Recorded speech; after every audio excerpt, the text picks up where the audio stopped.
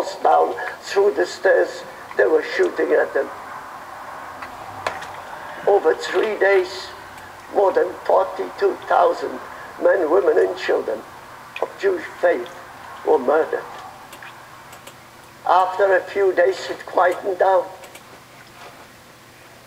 Again, there were signs all over the city that all the Jews are to move into a 2-block area. Anyone who failed to do so will be shot to death. What else was new? And so we moved to that area. They surrounded us with barbed wire fences. On top of the towers, Nazis with rifles and machine guns. They shut off the water. Our rations, a little piece of bread. A 3-year-old child couldn't survive on that piece of bread. My brother says, let's move to the top floor. The top floor was the 4th floor. All we allowed is one little room, empty room. No place to sleep, nothing, just empty. My brother, with a measurement,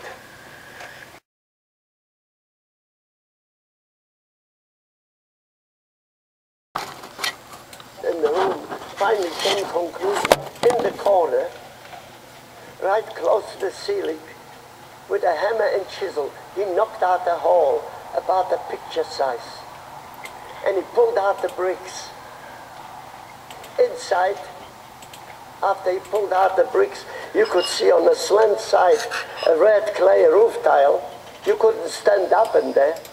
You could slide in there. My brother went around in that empty house and he found different things. He found many pictures. He found a picture which was larger than that hole, you know, after he pulled out the bricks. And he screwed on the back of the picture hinges, a couple of hinges, and he covered that hole. And he also found a small cabinet about this high. And he put that cabinet underneath that picture. He also found a couple of chairs, not in good condition, didn't matter. One of the chairs he put right next to that cabinet, underneath that picture. And he also found a couch. He put that little couch, narrow little couch, leaned it against the wall. When we heard the Nazis coming, running on these concrete stairs and looking for hiding places, my father jumped on top of the chair, on top of that cabinet. He held up that picture, and one by one we slided into that hole. We were training ourselves. We were very fast. He was the last one to get in. When the Nazis came in, they couldn't find us. They looked all over. I want you to know, ladies and gentlemen, my brother also hung up many pictures on the wall to confuse them. Many pictures. Many times we had to do it. Run again into the hiding place. One day, Nazis were so fast on the stairs, they were almost by the door. A matter of a few seconds, if they would catch us, they would kill all of us. Oh, I hate to break in right there, but we are out of time for today's Focus on the Family.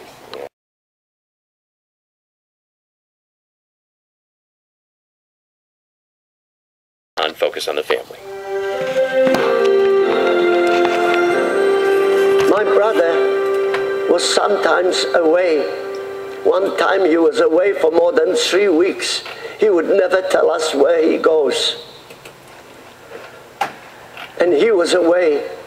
My father didn't manage, when the Nazis came, didn't manage to get behind that picture. That particular day, the Nazis were going out of their mind. They couldn't find any more hiding places. We heard a lot of men, women, and children screaming and then shooting with noise of machine guns, and then it was quiet. In the middle of the night, it was dark. It was quiet. I lifted up the picture. I was a short little boy. In my socks, I slid it down from the hiding place on top of that cabinet. When I came down to the floor, my feet, I felt like I'm not on the floor. Something is wrong. I took out matches in my pocket and I lit a match, and I found myself standing on top of my father. How did he manage to come down that roof with so many bullets in him? How did he manage to come down and found his praying shawl, a praying shawl that he used every day for praying to God in the morning? My mother came down. My sisters came down. Everybody was crying. Father was dead. 3 days later, early in the morning, somebody whispering into my ear. It was my brother came back, and he whispers into my ear, David, don't wake up anybody. Get up, take your shoes with you, and put your shoes on in the hallway. I'll be with you in a moment. I listened to him, and I noticed he was writing a note. And he came out in the hallway, and he says, David, he says, I am involved with some friends. I can't tell you more about it. You have a chance. I'm going to hide you out. You have a chance to survive this nightmare. So he came out in the hallway. We went down 4 floors, and we came out in the street. And there was, you could see Nazis on top on the towers with rifles and machine guns. We walked about a block. To the right, there used to be a long street. It was blocked off with a huge wooden gate. People were standing there, more than 300 men and women in rows of 5. My brother went with me all the way to the first row, right next to that wooden gate. When they opened the gate and we start marching out, the second house, my brother lifted me in the air and pulled me into a house. We ran 3 floors up. There were 3 concrete stairs going down to a flat roof.